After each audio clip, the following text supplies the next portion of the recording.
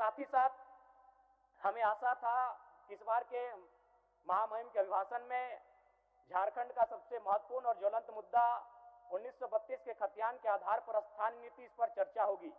सरना धर्म कोड जो आदिवासी समूह की एक बहुत लंबे समय से चली आ रही मांग है, उस पर चर्चा होगी। कुर्मी समुदाय जिस राज्य की एक आबादी जिसने शहादत की एक लंबी फहरिस्त है, उनके एसटी इंक्लूजन पे चर्चा होगी।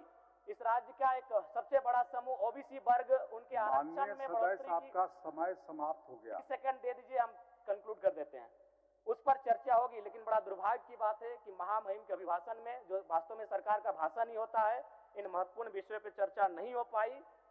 ये कहीं ना कहीं दुर्भाग्य है। तो मैं चाहूंगा इस बजट सत्र में कम से कम इन महत्वपूर्ण विषयों पे सरकार गंभीर हो, चर्चा करे और उनका निराकरण करने का प्रयास किया जाए। धन्यवाद आदरणीय सभापति महोदय। माननीय सदस्य प्रयास करना चाहता महोदय, पता नहीं आपके पास एक छात्र का वीडियो क्लिप आया होगा। वो 1.5 लाख रुपए लेकर अपने कॉलेज में गया और वो वीडियो बना रहा था माननीय मुख्यमंत्री के नाम से कि मुख्यमंत्री महोदय, मेरे घर में मेरी माँ ने बचत करके 1.5 लाख रुपए रखे हैं और अगले महीने मेरी बहन की शादी होना है। अब इस पैसे से या तो मेरी पढ़ाई होगी या तो मेरी बहन की विदाई होगी, लेकिन मैं अपनी बहन की विदाई को कुछ महीनों के लिए टाल रहा हूं और अपनी पढ़ाई में इस पैसे को खर्च करने के लिए जा रहा हूं। तो राज्य का मुद्दा वो होना चाहिए था महोदय। अब एक दूसरे पे दोषारोपण करने से नहीं होगा। अगर राज्य के सर्वोच्च पंचायत, जो विधानसभा जहां हम लोग बैठे हैं, अगर यहां समस्या का समाधान नहीं होगा तो क्या आसमान में होगा? अगर वहां होता तो इस हिंदुस्तान से ज्यादा देवी देवता, ईश्वर, अल्लाह, खुदा, भगवान, रब कहीं नहीं पूजे जाते हैं। अगर वहां होना होता तो समस्याओं का समाधान हो जाता, लेकिन राज्य के सर्वोच्च पंचायत पर क्या हो रहा है अध्यक्ष महोदय?